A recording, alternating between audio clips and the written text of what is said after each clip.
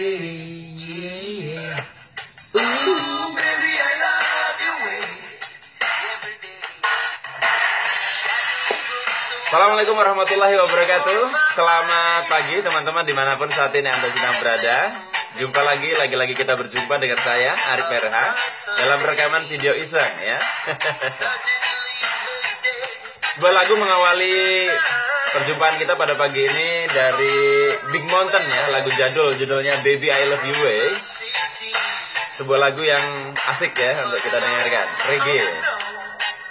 Ya, pada pagi hari ini saya akan membahas tentang mengelola kesialan dan keberuntungan. Mengelola kesialan dan keberuntungan. Teman-teman semua, tentunya kita pernah mengalami sebuah kejadian yang kita sebut sebagai sial atau beruntung. Nah, yang kita harapkan masing-masing kan pasti bagaimana caranya untuk mengurangi kadar sial dan kita lebih dekat kepada keberuntungan. Meskipun sebetulnya sial dan beruntung ini hanyalah soal persepsi kita. Baiklah, kita anggap saja peristiwa kesialan ini adalah sebuah peristiwa yang tidak mengenakan, sementara keberuntungan adalah peristiwa yang membahagiakan. Kita anggap begitu. Selama kita mengalaminya hanya sesekali, kita anggaplah itu sebagai sebuah selingan kehidupan. Kalau misalnya sial sesekali itu selingan. Tapi kalau berulang-ulang, maka ini adalah sesuatu yang perlu kita perhatikan. Kalau keberuntungan, ya, kalau bisa kita ulang-ulang lebih sering gitu kan. Nah, jadi begini teman-teman semua. Ada satu kejadian di mana kenapa saya setiap ditanya lewat inbox atau dalam pelatihan, banyak yang nanya kenapa saya mengalami keberuntungan yang berulang-ulang. Jadi dia heran karena dia merasa hidupnya sangat beruntung, dilalah gini, dilalah gitu, dan dia meminta bagaimana penjelasan logikanya kenapa kok itu bisa terjadi. Ketika saya mendapatkan pertanyaan seperti itu, saya sangat hati-hati dalam menjawabnya, karena kalau saya menjawabnya salah, saya justru bisa merusak pola yang sudah dia alami. Saya tidak mau merusaknya karena itu adalah pola yang sudah bagus, pola keberuntungan. Jadi teman-teman, pada saat sebuah keberuntungan yang berulang kita terlalu logikakan akan sejenak merusak polanya. Sehingga dia butuh waktu untuk kembali alami menjadi satu pola yang tidak disadari lagi. Dimana itu akan seperti jadi servo itu loh yang saya bahas di video terdahulu. Tetapi ketika pertanyaannya, Pak, kenapa saya mengalami kesialan yang berulang-ulang? Saya akan menjelaskan logikanya karena itu bisa membantu orangnya untuk merusak polanya. Jadi logikanya kebalik ya. Kalau masalah keberuntungan sebisa mungkin saya tidak terlalu banyak memberikan logika, tapi ketika membahas tentang kesialan saya berusaha untuk menjelaskan logikanya supaya polanya rusak. Kok bisa begitu? Begini.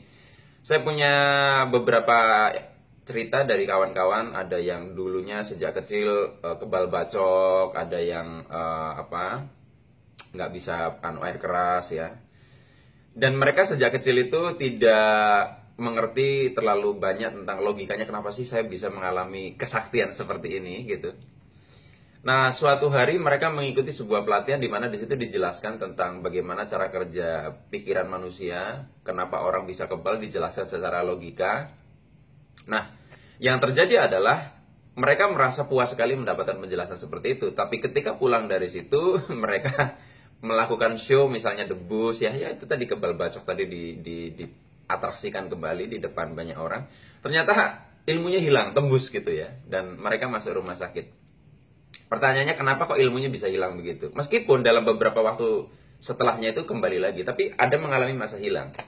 Jadi ketika sebuah kesaktian tadi itu kan berada di area yang terdalam di dalam diri kita, itu jadi pola gitu loh. Sudah menyatu dengan sistemnya semesta. Tapi ketika kita logikakan, dia naik lagi ke area logika, bukan di area iman.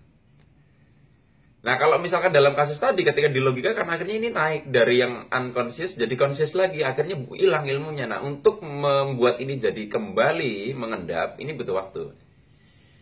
Nah, dalam kasus itu kita bisa lihat bahwa hanya dengan menjelaskan logikanya kenapa seseorang bisa sakti, bisa merusak kesaktiannya.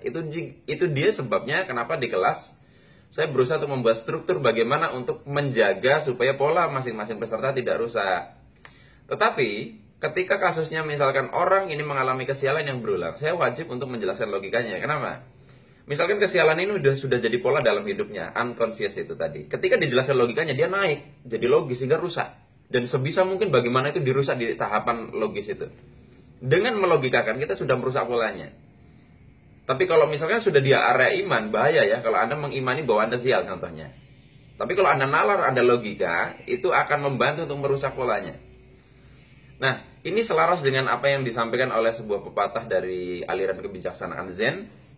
Di sana dikatakan bahwa begini kalimatnya.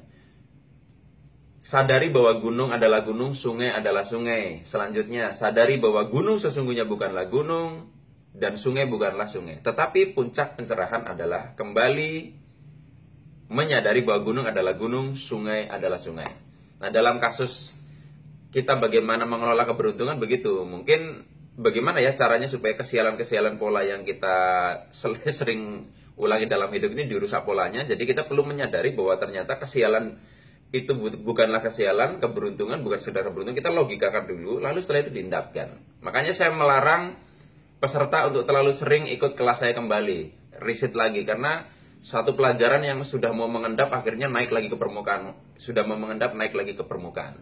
Itulah sebabnya saya sering bilang bahwa terlalu melogikakan keajaiban justru akan menyulitkan kita. Terlalu melogikakan Tuhan justru membuat kita akhirnya jadi kurang bisa optimal dengan keimanan kita itu ya. Jadi sometimes tidak semua bisa dijelaskan. Seakan selalu ada wilayah yang tidak bisa kita ketahui. Tapi dengan kita tidak mengetahui semua hal, justru logika kita yang menjadi pembatas keajaiban, keberuntungan, jadi bisa kita minimalkan sehingga kita mengizinkan potensi yang lebih besar untuk bekerja. Baik teman-teman semua, jadi intinya adalah jika Anda mengalami pola kesialan yang berulang, pelajari bagaimana semesta bekerja sehingga Anda bisa tahu polanya. Oh, saya sial tuh kenapa begini. Jadi buat logikanya sehingga polanya rusak. Sementara jika Anda mengalami keberuntungan yang terus saja, kenali saja rasanya, jangan dilogika. Kenali rasanya, akses rasanya setiap saat sehingga nanti pola keberuntungannya bisa berulang. Hanya ini yang bisa saya bagikan. Mohon maaf jika ada kata-kata yang tidak berkenan. Sampai jumpa lagi di rekaman video Ihsan selanjutnya. Saya akhiri. Billahi taufik wal hidayah. Wassalamualaikum warahmatullahi wabarakatuh.